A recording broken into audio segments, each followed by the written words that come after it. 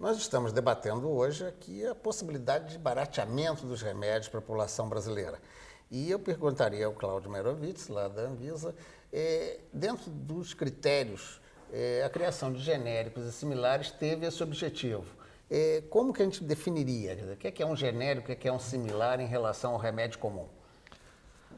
Bom, na verdade, se a gente for olhar para a história da indústria de medicamentos no Brasil, como no chamado terceiro mundo de maneira geral, é uma indústria que cresceu à base da produção de cópias. Isso especialmente na década de 60, também na década de 70.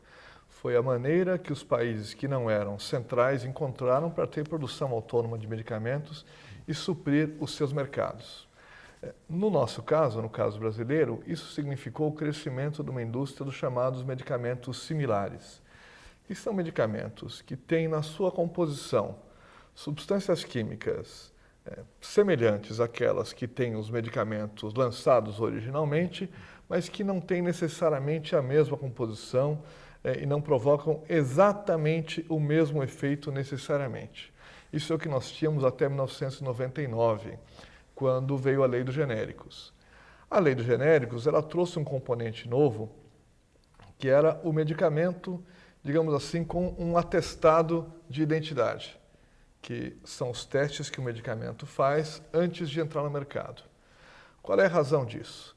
É que para que um medicamento produzido aqui pudesse substituir, inclusive substituir aquele que foi prescrito no balcão da farmácia, ele deveria comprovar não apenas que era idêntico quimicamente, mas que ele tinha a sua distribuição no corpo humano idêntica também.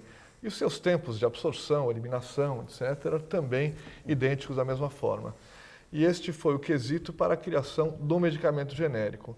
Então nós passamos a ter 3 tipos de medicamentos no Brasil, para a maior parte dos medicamentos.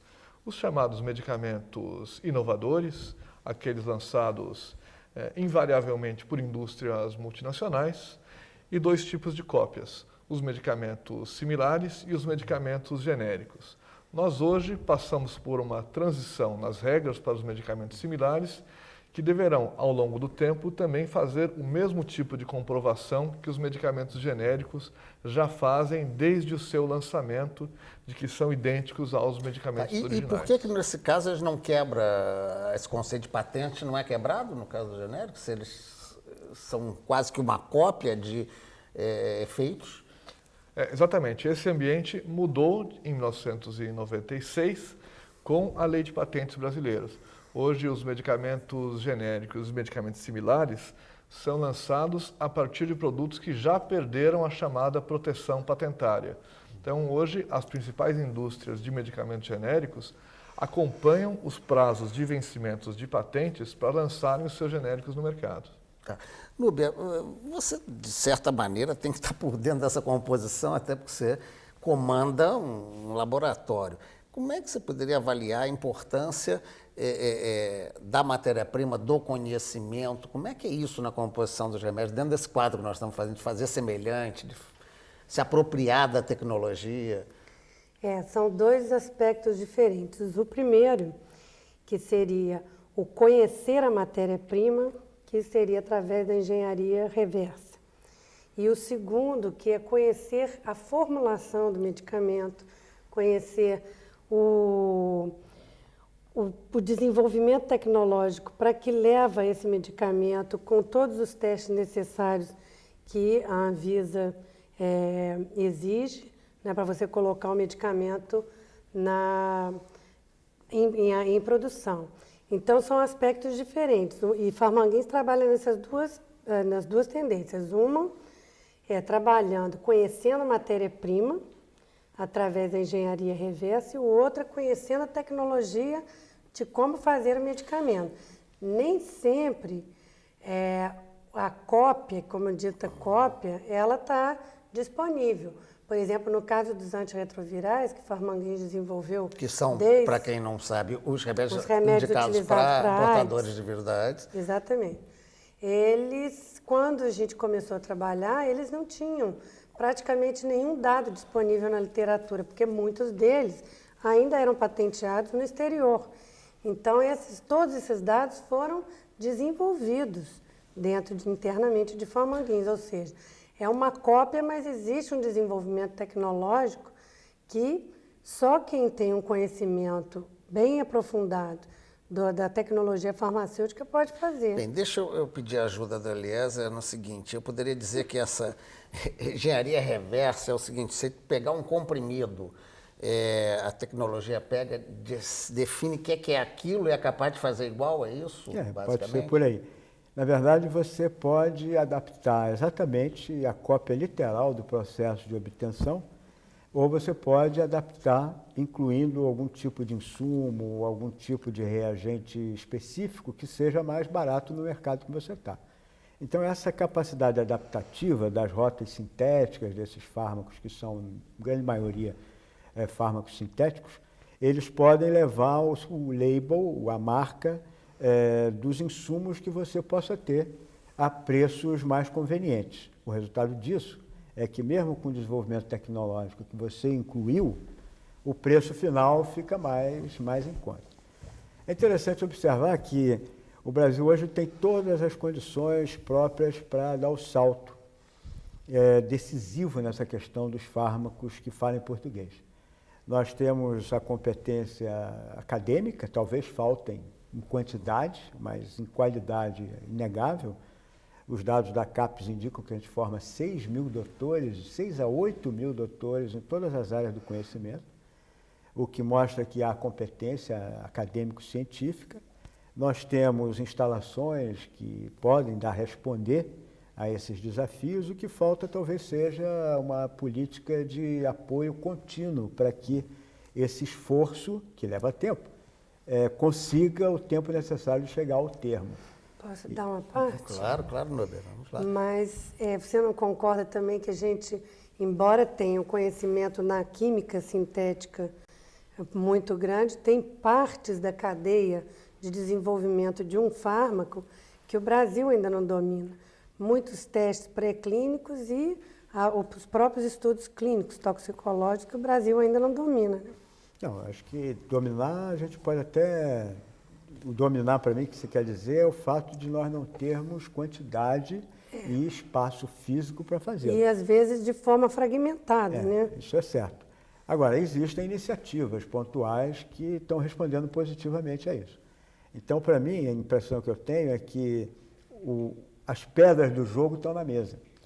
Talvez falte, como o Nubia diz, a questão de multiplicá-las umas mais, outras menos, articulá-las, que eu acho que é o ponto. E sabê-las colocá-las de maneira da cadeia correta. Como se fosse um dominó, né? Colocar o Cláudio está pedindo aqui uma parte também. Eu queria complementar uma preocupação em relação a isso. Porque a chamada Big Pharma, hoje, a indústria farmacêutica multinacional, tem se colocado hoje frente a quase uma encruzilhada. Diz, terminou um grande estoque de potenciais medicamentos novos dentro da cultura da síntese química tradicional para ser colocado no mercado. De certa forma, o Brasil está chegando atrasado neste campo. Então, cada vez mais desenvolver uma droga nova deve custar um preço maior e com uma inovação tecnológica proporcionalmente menor. Então, o Brasil entra hoje com investimento pesado, com capacitação, com instalações, mas num ambiente que é mais difícil, em que aquilo que tem um potencial um pouco maior de inovação tem aparecido por quem investe mais pesado e com proteção de patente. Deixa eu só fazer uma partezinha, Cláudio. Eu, pesquisando para entrevistar vocês, eu notei aí, em algum momento, uma informação no sentido que nós, na verdade, conhecemos muito pouco ainda de moléculas ou de princípios ativos de plantas.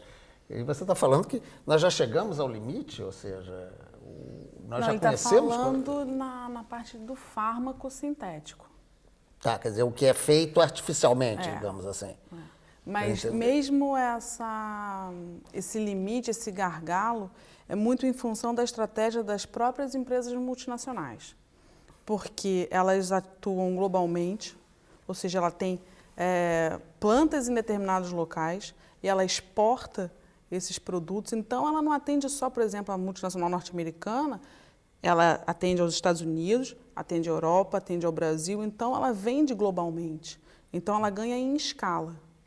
Mas, ao mesmo tempo, ela foca em determinados produtos que consigam, que potencialmente vão dar para ela de faturamento 1 bilhão. Ou seja, o foco da indústria é conseguir produtos que vendam 1 bilhão ano. Esse é o principal foco da indústria. E esse que vende 1 bilhão ano é para os mercados com maior poder aquisitivo. Então, o foco da indústria está todo concentrado o quê? Nesses nichos de mercado. A Núbia tinha pedido já, que levantou o dedinho. É porque o grande problema da indústria farmacêutica, ela não vê o medicamento como um bem de saúde. Ela vê como um produto com alto valor agregado que tem que render uma fortuna. Um produto que não renda pelo menos 1 bilhão é de muito dólares. difícil. 1 bilhão ano. Mas não é a maioria. É tipo 7%. Dessas novas moléculas, só 7% está nessa pequena faixa de 1 bilhão. O Eliezer queria falar eu também queria sobre só isso. colocar umas questões que eu acho interessantes desse bilhão, né? Houve um fármaco em 1975 que foi planejado para ser descoberto, fazer aquilo que ele tinha que fazer. Foi um dos primeiros fármacos descobertos por métodos planejados. Ele entrou no mercado com 2 bilhões. Foi uma revolução no mercado farmacêutico mundial. Uma indústria copiou esse medicamento, melhorando aqui e acolá, com detalhes, fez um Me Too, um Eu Também, e entrou de novo com outros 2 bilhões e virou a primeira indústria farmacêutica que hoje é uma das líderes do mercado.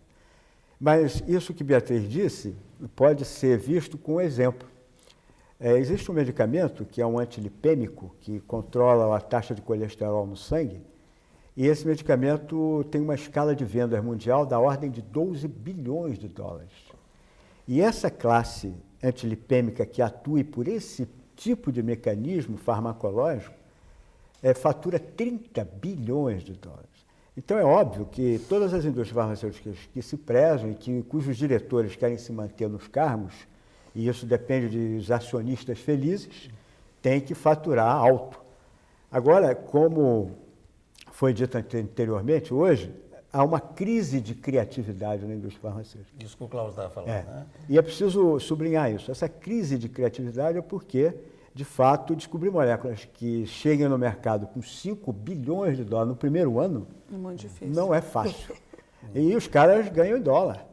Eles ganham em dólar com tudo que isso representa, euro, imagina.